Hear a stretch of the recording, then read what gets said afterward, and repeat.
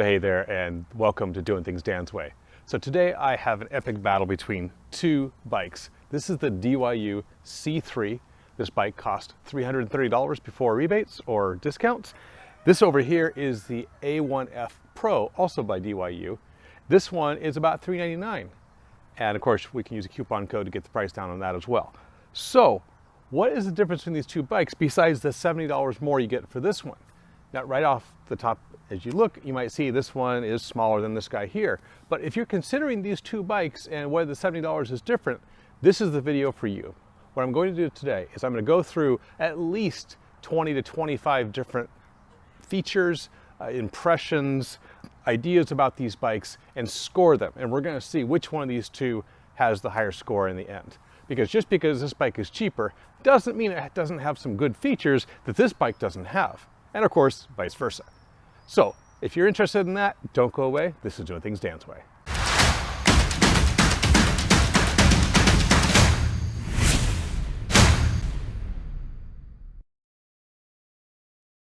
Okay, so starting off over here on the C3, we're going to look at the user interface. Now, the user interface obviously is among the most important things about a bike like this because you don't want to be confused about how to ride the bike.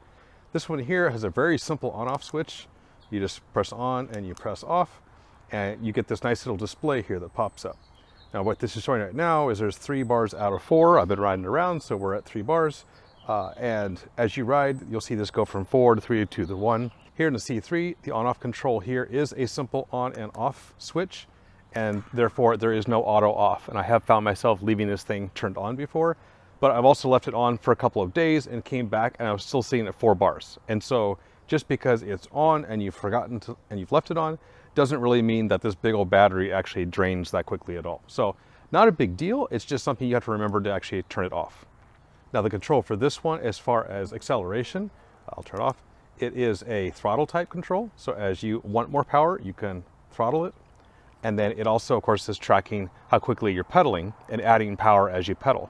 So if you're not getting enough power and you're going up a hill and you want more power, you just simply throttle it.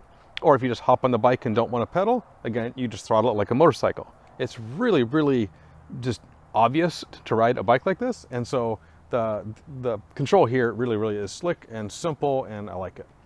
Okay, here we have the A1F. On the A1F, we have a control panel. You press and hold for a couple seconds and it will boot up. You'll see a flash, and it's giving you how many bars of power. In this case, we have up to 5 bars displayed.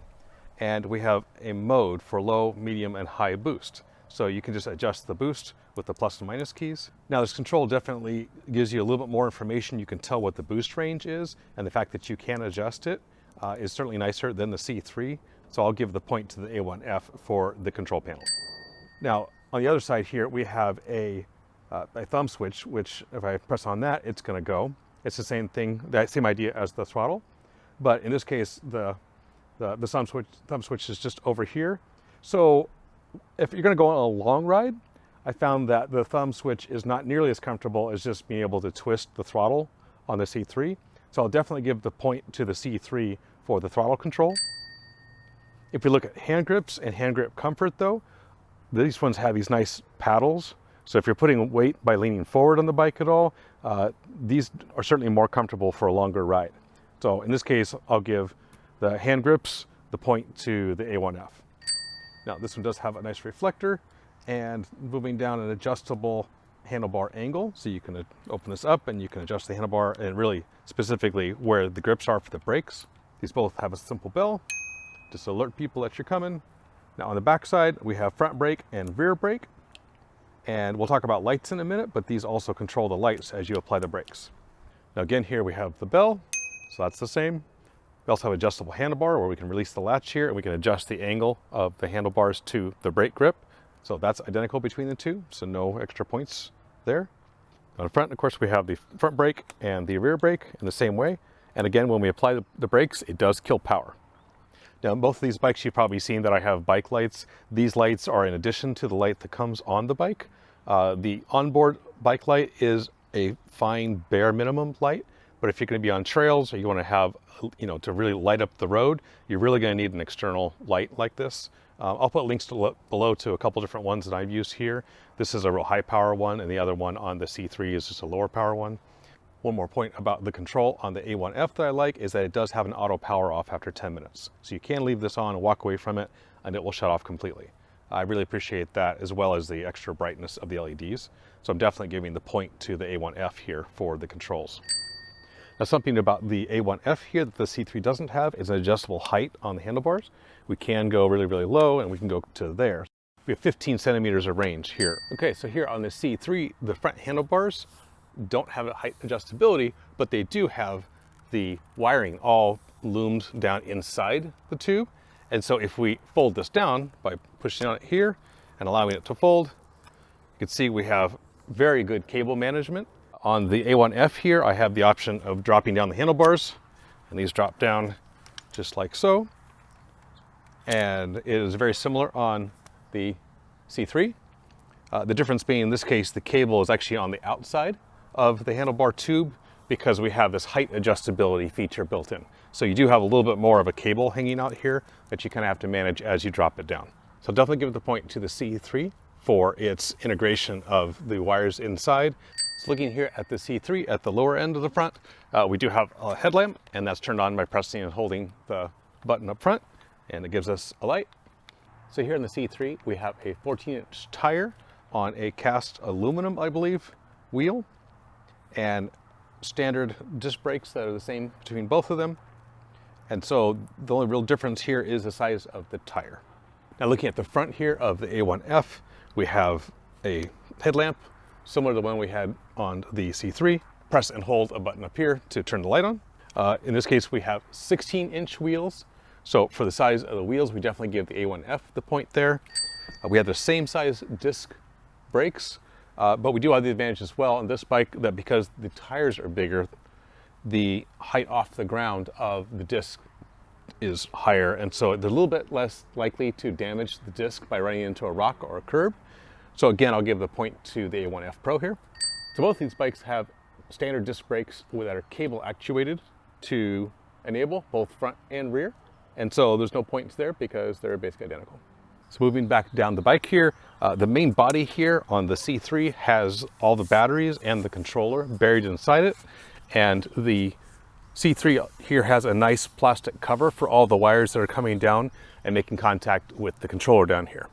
So that's a really nice feature where the A1F does not have this extra plastic piece. So a point goes to the C3 for that. Now here on the A1F Pro, the batteries are in this section here and the controller is down here. We'll talk about folding of the bikes in a minute, but this one does fold in half right on this line, and this all comes this direction. Now down here on the A1F, we have a bunch of cables that come down, and the charge port is even here on the bottom. And so I'm definitely going to give the point to the C3 for having better cable management by having that nice cover going all the way down, as well as the charge port, which on this one is on the bottom, and it's actually right behind these wires. You got to bend the wires out of the way a bit or down to get to that charge port to put the charge cable in there. Now here on the C3, the charge port is right in the side, which makes it really easy to get to. There's no problem with accessibility. You just remember to put and plug the hole back up again so you don't get mud or water on it. Here in the C3, we have a full chain guard going all the way back. We don't have to worry about our pant legs or a dress getting caught in the chain.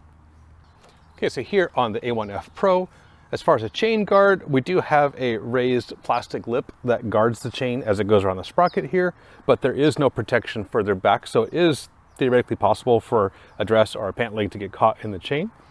So this is definitely not quite as nice as a C3, so we're going to give the point to the C3. Now these pedals here on the C3 are not actually the factory original. The factory original ones are simple plastic ones that do not fold. I went ahead and upgraded these with these metal folding ones that just bring the size down a little bit smaller when I go to stow it or put it in the car. And so I'll put a link below to these for you as well. Now the A1F Pro here has the collapsible pedals as a standard feature. And I really like the fact that they go flat and they let you, when you fold this up, it gives you basically a nice flat surface to set the bike on. And actually adding the rack to it helps keep it up off of the gears as well. Here in a C3, the pedals have about 4.5 inches of clearance when they're in the pedal down position. And this is partially because the crank is actually on top of the frame. So this is actually really nice for giving us clearance. Now for pedal clearance, this one, the A1F, has about 3 inches of clearance, 3.5. So this one does not actually have as good a clearance as the C3. So I'm going to give the point to the C3. Now moving to the back of the bike here, we got several features. One, we have a nice kickstand, which I love because it does not get in the way of the pedals. When you back pedal or roll the bike backwards, it doesn't collide with the kickstand. This C3 has a really nice heavy rack on it. And so I like how sturdy this is. It feels like, I mean, I could just stand on this and use it. It's not rated for that much weight and I wouldn't jump on it or jump it. But this rack is really, really sturdy. I like how robust it is. Now moving on to the back here, we do have the same or a similar style of kickstand as on the C3. So no extra point there. The rack itself is definitely of lighter duty material. The tubing on it is just quite a bit smaller than the attach points that you see on the C3 bike. So I'm going to give the C3 the point for having a better rack.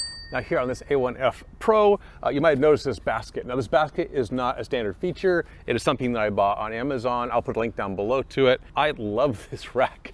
It is a good size. It looks like the bike, except it's kind of a gloss finish instead of a matte, but it has the same kind of tubular structure as the rack already does.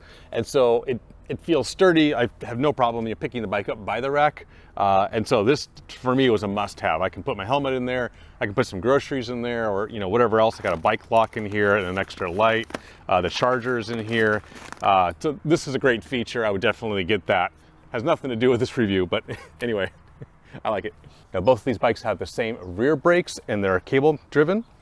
In this case, the rear 14-inch tire is a two-part wheel. It actually has an inset piece that's welded in place where the hub is and an outside rim.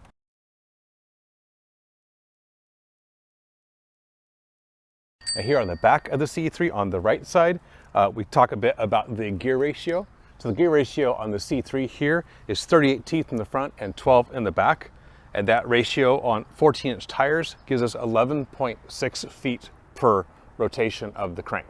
Okay, so looking at the gearing of the A1F Pro, we have 46 teeth in the front and we have 16 in the back. So that on 16-inch tires gives us a 12-foot run for each crank. Now, 12 feet versus 11 and a half, it's basically a wash, so I'm not going to give any real credit there.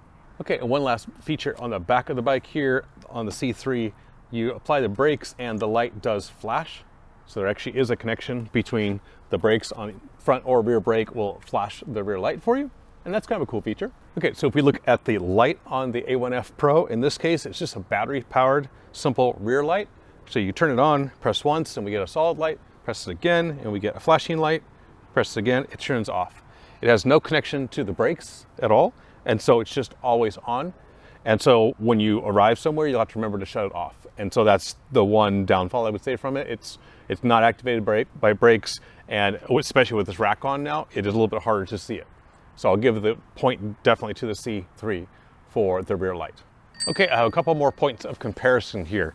Now the overall weights of these two bikes, the C3 here is 44.75 pounds, so almost 45 pounds. The A1F Pro is 48 pounds. So it's 3 pounds heavier. And in this case, I've added the rack, which adds a couple more pounds, quite honestly. And actually the rack makes it look a lot bigger, but I can't give a point for one versus the other really, because it's only a 3 pounds difference. So at the end of the day, it's both heavy. You're gonna need both hands to lift this up into a car. Now, if we look at the wheelbase, the point from the front to the back where the tire touches the ground, we have 34 inches versus 37. So this A1F Pro has 3 more inches of wheelbase. And I will say, between the wheelbase and the fact that we have 16-inch tires versus 14, I'll give the A1F Pro here the point for the wheelbase. The extra length really does make a difference in stability. It makes the bike feel and act more stable as you ride. And so definitely this one gets the point. So let's talk for a moment about overall presence. The A1F Pro definitely has a larger feel to it. The handlebars can be adjusted up and down, so the height of that really doesn't matter so much. The seats both can adjust up and down, but the A1F, just because it has a longer wheelbase and the slightly larger tires, it just somehow feels like it's quite a bit bigger in terms of just looks. When you're riding it, these two bikes don't feel all that much different, except the extra wheelbase that the A1F Pro gives. The C3 is a little squirrelier. I'm not saying it's squirrely, but it's definitely a little more alive in that regard. Smaller tires, smaller wheelbase, handlebars might be a little bit narrower, and so it's just a little bit more alive as you ride it. But that doesn't mean it's a bad ride. Now let's talk about folding for these things. So depending on what you're going to do with the folding feature, this may really be a deal breaker for you. So let me fold these two down and then we'll talk about it. Okay, so now that I have these folded, you can see that they fold similarly, but the results are very different. So the C3 here, there's no folding of the length of the bike. So from tip to tail, we have 49 inches of length with the handlebars down and the standard pedals on. We have about 14 inches of width, and you can drop that down by 1.5 inches, 2 inches or so if you buy the folding pedals. And then height-wise, we're at about 26, 27 inches, depending on the angle of the seat, with the seat basically all the way down. So here on the A1F Pro, we get about 30 inches of length, about 16 inches of width with the included folding pedals, and we get about 22 inches of height to the seat. And then because I've added the rack, you can add a couple inches of height to it, although it really doesn't change the width. This rack is basically in line with the pedal. So I can take this and I can lay it in the back seat of my car, and this will fit even in our small little Ford C-Max, which has a notoriously small trunk because they filled the back up with batteries. So this fits in the back of that car and still gives us extra room. This bike, there's no way this is fitting in the C-Max unless we put all the seats down in the back and put it in longwise because of the length of it. This will fit in my Toyota Highlander with about 1 inch of width front to back, and I have to put it in the right way to get it to fit, unless I want to, again, put seats down and go longwise. So the A1F definitely gets the points for the most collapsibility, but that doesn't necessarily mean that this is a bad bike. It just collapses in a different way. So depending on your use case, this will be a real problem or a no big deal thing at all. So there you go. You see the scores. My question for you is this how you would score it? As you went through this and you thought to yourself, no, I think that's more important to have this feature versus that feature. Tell me what you see in the comments below. Did I miss something? Do you think there's a feature that I completely blew it on and I was completely wrong, or I completely missed? Let me know again. Now, I have coupon codes for these bikes. You can get 10% off at DYU. I have links down below for that, and use my coupon code DANSWAY to get 10% off the cost of the bike. If you want to see detailed reviews on each of these two bikes, hit here, and smash my face to subscribe to see more on these bikes and maybe some more bikes in the future to come. Wink, wink. So if you enjoyed all that, give it a thumbs up as well. And till next time, guys, be blessed.